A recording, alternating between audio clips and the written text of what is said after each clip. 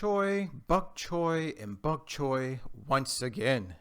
What's up, 23% Nation? This is your man, Coach D. Today, I'm back with Vegetable of the Day, the one and only Bok Choy. Now, maybe you've never heard of this before. Maybe you think it's alien-like. Maybe you think only Asian people should eat this vegetable.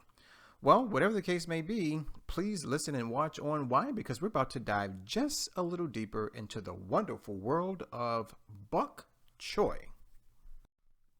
All right, first up, a little bit of background information.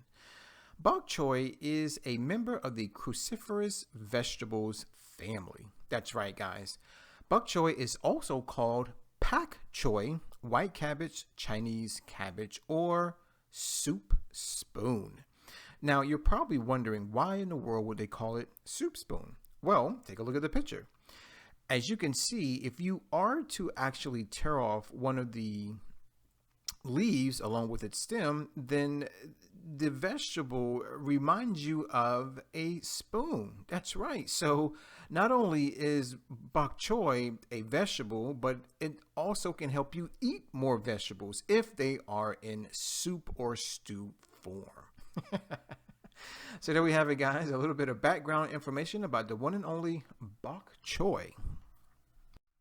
All right, now it's time for a few fun facts. Bok choy grows best in spring or fall to avoid wilting from the summer heat. It's best to consume fresh bok choy within 2 to 5 days of purchasing it. That's right. So really, when you get it home, you definitely don't want to allow it to sit around for an extended period of time. So in other words, when you purchase it, make sure you have plans for it very, very soon. Also, bok choy should be stored in a refrigerator. It can be frozen, and you can eat both the leaves and the stalks. Now, take a look at the picture. Looks beautiful, doesn't it? Yes. Now, here's an idea. If you like to cook and you enjoy recipes, then please listen on. Why? Because I'm going to provide you with 2 recipes. Okay. However, if you're not big on cooking, you don't like to spend a lot of time in the kitchen, that's great. Nothing wrong with that. So you may enjoy drinking your bok choy as opposed to eating it. Now, for those of us who prefer to drink our vegetables, guys, all you have to do is just add this to one of your NutriBullet smoothies, and there you have it. So, a few fun facts about the one and only bok choy. All right, now it's time for the not so fun facts. Bok choy is commonly referred to as goitrogenic. This means it contains chemicals that can interfere with the production of thyroid hormones. For people with thyroid dysfunction, there is concern about cruciferous vegetables and other goitrogenic foods are related to inflammation, iodine metabolism issues, and overall thyroid malfunction. Oh no. More up-to-date research has shown that very few circumstances allow for goitrogenic foods to have a negative effect on the thyroid, and the number of beneficial nutrients found in foods like bok choy outweigh concerns about the thyroid. If you suffer from thyroid issues, speak with your doctor before consuming this vegetable. Now, let's cover a few things. Number one, where is the thyroid hormone? As you can see, it is located in the center of your throat. That's right, guys. And so really what it does is it helps to release special chemicals that help to basically maintain your metabolism within your body. Right? Now, if in fact you know you currently have issues with your thyroid, then definitely speak with your doctor about you may be eating more cruciferous vegetables such as bok choy, okay? But now, if you don't have any known issues with your thyroid gland, then don't fret. Why? Because the benefits are going to outweigh the detriments. So there we have it, guys. A few not so fun facts about the one and only bok choy. All right, it's time to talk about the 520 rule. Ladies and gentlemen, the 520 rule is all about food labels. Yes, food labels. Ultimately, it's a guide. It's a guide that lets us know whether or not a food or beverage item is a good source or not a good source of any particular nutrient. Now, when we talk about the 520 rule, really what we're talking about is percent daily value, abbreviated percent DV. Now, let's take a look at our sample food label. As you can see, it is primarily divided into three parts. We have the purple portion, the yellow portion, and then we have the blue portion. So let's take portion by portion. When we look at the percent daily value column, we can clearly see that percent DV is represented as a percentage, 0% to 100%. Now, here's what you need to know, is that when it comes to the yellow nutrients, right, meaning saturated fat, trans fat, cholesterol, and sodium, well, unfortunately, these nutrients do a really good job at promoting sickness, illness, and disease within the body temple. So whenever you eat or drink anything, you always want to make sure that these nutrients in particular are as close to 0% as possible. Now, when we talk about the blue portion, we're talking about dietary fiber, vitamin A, vitamin C, calcium, and iron, which basically represent all vitamins and minerals.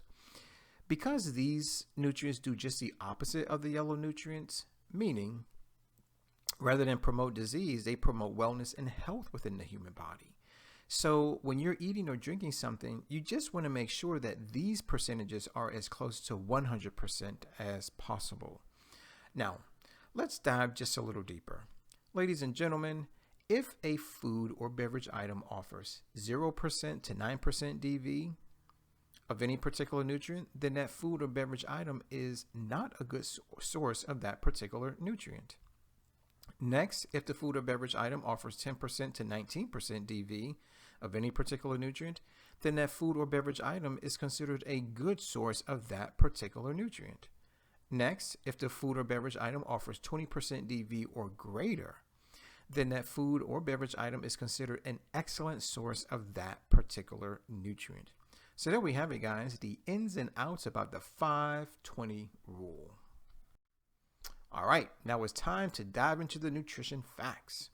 So first up, we're going to talk about the nutrition facts of raw bok choy, and then we're going to talk about the nutrition facts of cooked bok choy. So first, let's tackle the left side of the slide. So 100 grams is a serving, which is anywhere from a half cup to a whole cup, okay? So it's only going to offer us 13 calories, 2.2 grams of carbs. Look at this, guys, 1.5 grams of protein, amazing, 0.2 grams of fat, and perfect 1 gram of fiber. Now, vitamin A comes in at 89% DV, great, so it's an excellent source of vitamin A. Vitamin C comes in at 75% DV, excellent source. Vitamin K comes in at 57% DV, excellent source. Now we have folate coming in at 16% DV, good source. Calcium coming in at 11% DV, good source. Vitamin B6 coming in at 10% DV, good source. Next up is manganese coming in at only 8% DV, not a good source. And then we have potassium coming in at 7% DV, not a good source. And lastly is magnesium coming in at only 5% DV, not a good source. Now, let's take a look at what happens to the nutrient content as we actually cook our bok choy. So, calories are 12, so we lost a calorie. Carbohydrates go down to 1.8 grams. Look at this. Protein actually goes up from 1.5 to 1.6. Fat remains the same at 0.2 grams. Fiber remains the same at 1 gram. Now notice something. Vitamin A content goes down slightly from 89% DV to 85% DV. Well, it's still above 20%, so it's still an excellent source of vitamin A. Now take a look at this. Vitamin C, raw was 75% DV. Once you cook it, it goes all the way down to 43% DV. So even though you lose a significant amount, it's still an excellent source of vitamin C. Now vitamin K, when it was raw, it was at 57% DV. But now that we're cooking it, well, that goes down to 42% DV. However, it's still an excellent source of vitamin K. Now, potassium comes in at 11% DV, good source. Folate, 10% DV, good source. Then we have calcium coming in at 9% DV, not a good source. Vitamin B6 coming in at 8% DV, not a good source. Then is manganese coming in at 7% DV, not a good source. And lastly is iron coming in at only 6% DV, definitely not a good source. So there we have it, guys. We now know the difference between raw bok choy and cooked bok choy. All right, now it's time to dive into the health benefits. But before we do, I want to talk with you very quickly about the principle of cause and effect. Ladies and gentlemen, the principle of cause and effect basically states that every cause has its effect and every effect has its cause. There really is no such thing as chance and or luck. In other words, everything happens for a reason. So here's what I'd like for you to know is that if you have a disease, well, something caused it. If you're healthy, well, something caused that too. So when we talk about the health benefits, really what we're talking about are the effects. But what's even more important is the cause, right? So what's causing these health benefits? Well, in short, they're caused by the phytonutrients that are in the product in the bok choy, or we can term this the medicine, right? So let's go benefit by benefit, but then we're also going to find out the causes. So the first benefit is bok choy helps prevent and treat cancer. Isn't that something, right? So now the question is, which phytonutrients are responsible? Well, there are quite a few. So get ready. The first one is entitled glucosinolates, okay? Indole, nitrile, sulforaphane, and brasinin, okay? Or we can pronounce that brasinin, all right? Benefit number 2, provides antioxidant power. So the question is, what antioxidants are found in bok choy? Well, we have vitamin A, we have vitamin C, caffeic acid, coumaric acid, ferulic acid, and myricetin. Interesting. Benefit number 3, reduces inflammation. Well, the question is, which phytonutrients or which medicines are responsible? Well, polyphenols and vitamin K. Benefit number 4, promotes eye health, right? Well, what's responsible? Vitamin A and beta carotene. Benefit number 5, strengthens bones. Isn't that amazing? So the question is, which phytonutrients or which medicines are responsible? Well, say hello to iron, calcium, phosphorus, magnesium, and vitamin K. So there we have it, ladies and gentlemen, the health benefits about the one and only bok choy. All right, look, more health benefits. How nice. Number 6, lowers blood pressure and promotes heart health. So the question is, which phytonutrients are responsible? Well, say hello to calcium, potassium, vitamin K, vitamin B6, and folate. Benefit number 7, benefits healthy skin and hair. Great. Vitamin C is responsible. Number 8, boost the immune system. Well, say hello to vitamin C and selenium. And lastly, benefit number 9, bok choy assists in healthy pregnancy. That's a good thing, right? So say hello to folate. So there we have it, ladies and gentlemen. 9 amazing health benefits from the one and only bok choy. All right, now it's time to talk about food. Ladies and gentlemen, normally our go-to website for everything vegan is forksoverknives.com, but for today, I thought I'd switch it up just a little bit and introduce you to a brand new website. It's called loveandlemons.com. Once again, loveandlemons.com. So as usual, I did my research, came across 2 amazingly delicious looking bok choy vegan recipes, and I want to share them with you right now. So the first recipe is entitled Easy Vegetarian Pho. Take a look at the picture. Looks delicious, yes? Now take a look at the second recipe. It's called Bok Choy Stir Fry. Picture looks amazing, right? Now here's the thing. If you enjoy cooking, all you have to do is click on the description box. Why? Well, because that's where I'm providing you with a direct link to each of these recipes. That's right. Now, if you decide to click on it, you're going to find some great information. You're going to find cooking instructions, an ingredient list, and even a cooking time. That's right. So they're going to tell you everything that you need to know in order to make these amazing vegan dishes. So do me a favor, guys. Click on the description box. Make them, taste them, come back to the video and share your thoughts. So there we have it, guys. Not one, but two amazingly nutritious, delicious dishes from loveandlemons.com. All right, 23% Nation, I hear you. A lot of you say, well, Coach D, thanks for the fun facts and the not so fun facts and even the nutrition facts, right? But what I really want to know is, when should I eat more bok choy? Well, guys, if that's your question, then I got to tell you that the perfect day, and I do mean the perfect day to eat more bok choy, is Nature Day. What? Nature Day? Oh, yes, good old Nature Day. Ladies and gentlemen, Nature Day happens to be the first day of the 23% challenge. Now, maybe you know nothing about the challenge. Maybe you've been living under a rock. That's okay.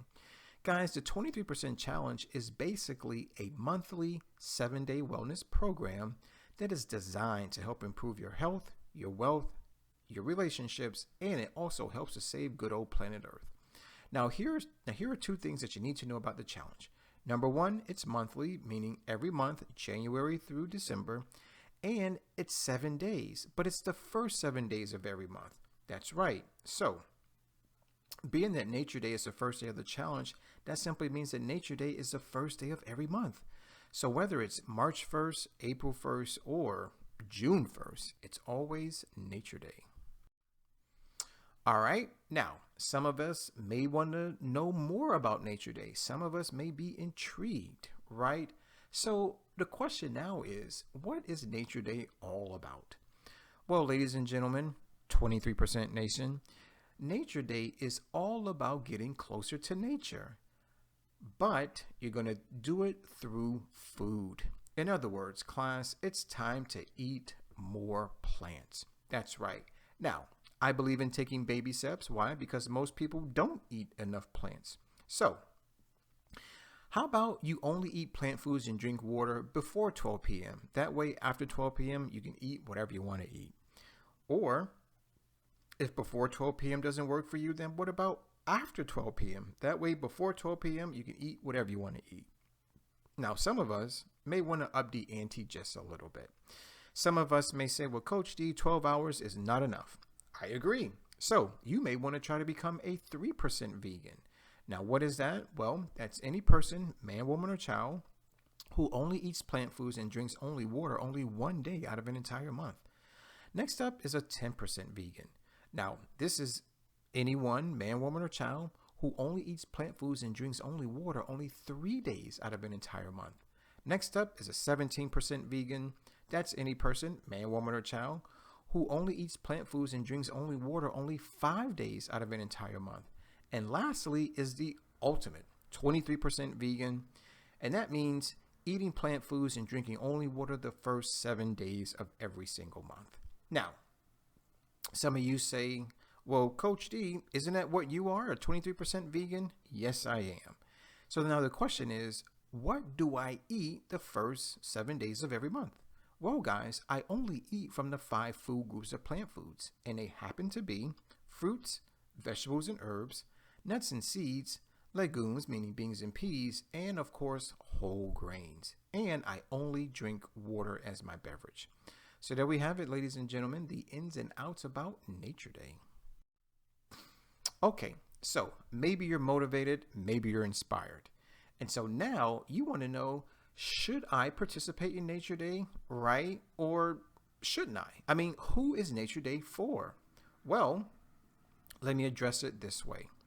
If you are currently suffering from the big 4, and what I mean by the big 4 are heart disease, cancer, obesity, and type 2 diabetes, well, if you've been clinically diagnosed with any of those, then unfortunately, you have one of the big 4, or maybe more than one of the big 4. That is very possible.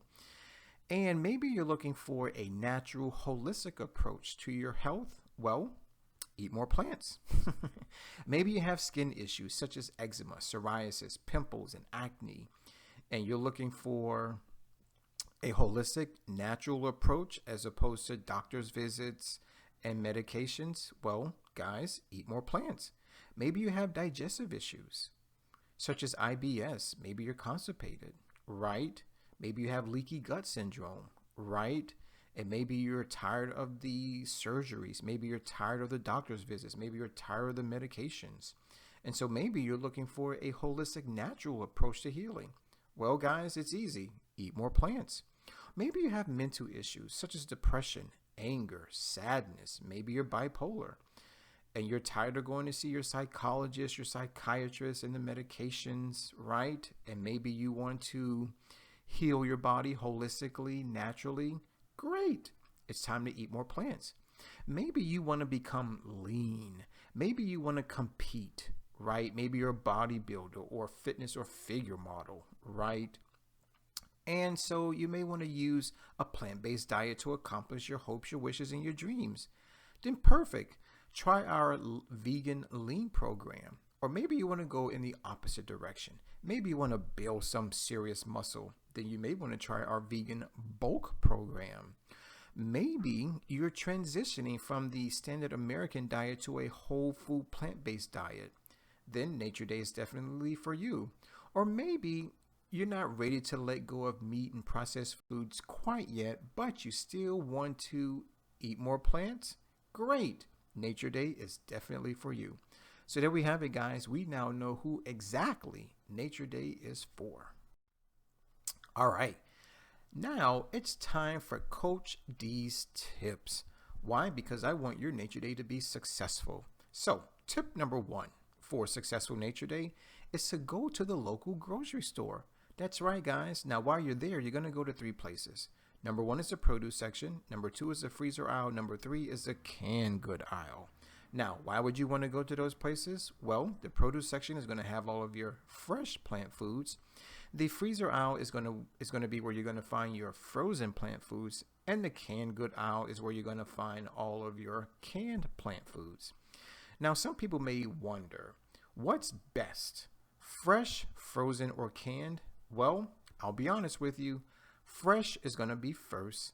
Frozen is going to be a very close second. And then all the way in the back, number 3 and 3rd place, 4 laps behind, you're going to find your canned plant foods.